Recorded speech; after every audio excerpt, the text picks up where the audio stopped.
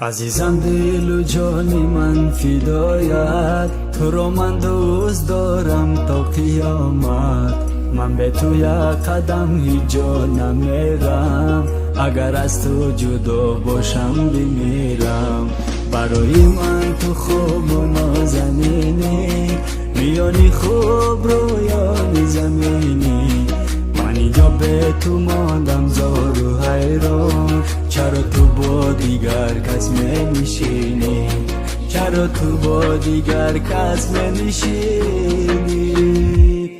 نمیدونه درد دلم رو هیچ کس، باورم کن که نیستم من بلغوست. یگانه آرزوی من همین است، همیشه با تو باشم و همین باز.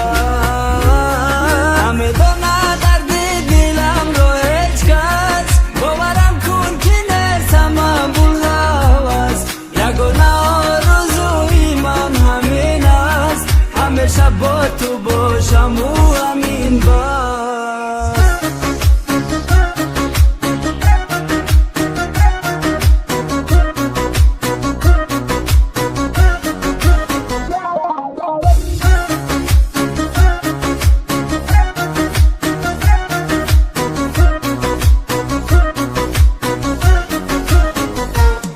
چرا تو اینقدر به ره میارم؟ نمیدانی که من دوستت میدارم.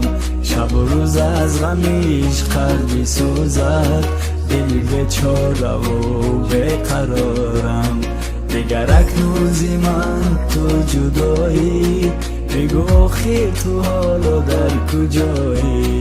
سر راهی تو منتظر میشستم، که شاید برمیگردی و میایی، که شاید برمیگردی و میایی. نمیدونه درد دلم رو هیچ کس، باورم کن که نیستم من بلغوست. یگانه آرزوی من همین است، همیشه با تو باشم و همین باز. نمیدونه درد دلم رو هیچ کس، باورم کن که نیستم من بلغوست. یگانه آرزوی من همین است، همیشه با تو باشم و همین باز.